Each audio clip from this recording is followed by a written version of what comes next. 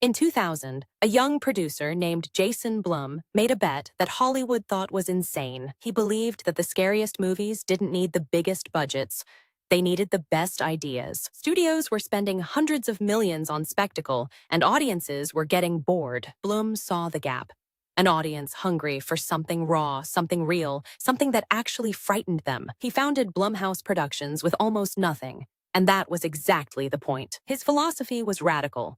Keep costs microscopic, give filmmakers creative freedom, and split the upside. Nobody in Hollywood believed low-budget horror could be a repeatable, scalable business model. In 2007, a filmmaker named Oren Peli shot a horror movie inside his own house for $15,000. That movie was Paranormal Activity, and it would change the economics of American cinema forever. Blum acquired it, Paramount distributed it, and audiences lined up around the block to be terrified. The film grossed nearly $200 million worldwide against its impossibly tiny budget. That return on investment is one of the greatest in motion picture history. Hollywood finally had proof.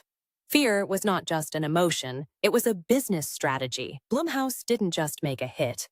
They invented a template the entire industry would scramble to copy, and Jason Blum was only getting started. The Blumhouse model operates on a hard rule. No film gets made for more than $10 million.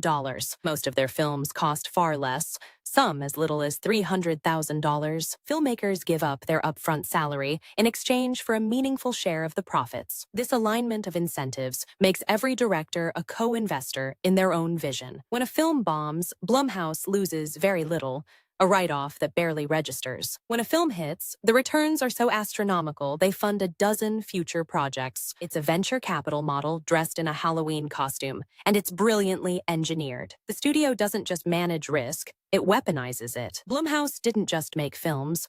They built careers that redefined what horror could be. James Wan and Lee Wannell brought Blumhouse Insidious, a film that terrified a new generation. Jordan Peele arrived with Get Out in 2017 and shattered every assumption about the genre. Get Out cost $4.5 million and earned over $250 million worldwide. It was nominated for 4 Academy Awards and won Best Original Screenplay. Mike Flanagan used Blumhouse to develop a gothic sensibility that would later dominate Netflix. These weren't filmmakers handed a franchise.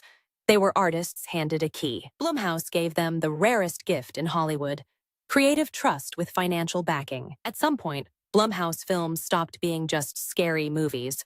They became mirrors held up to America. The Purge franchise used a single chilling premise to interrogate class, violence, and democracy. Get Out turned the horror genre into a precise instrument of racial critique. Critics who once dismissed horror as lowbrow were suddenly writing doctoral theses about Blumhouse films. The company proved that genre filmmaking could carry intellectual and political weight. Fear, it turned out, was the perfect delivery mechanism for uncomfortable truths. Blumhouse hadn't just changed how horror was made, they changed what horror was allowed to say. No empire is built without wreckage, and Blumhouse has had its share of failures. Not every low-budget gamble paid off. Many Blumhouse films disappeared without a trace. Critics have pointed to a certain factory quality, a sameness that can make their output feel formulaic. Some filmmakers have spoken about the pressure that comes with creative freedom on a razor-thin budget. The model also sparked controversy over fair pay, particularly for writers and below-the-line crew. The very thing that made Blumhouse revolutionary,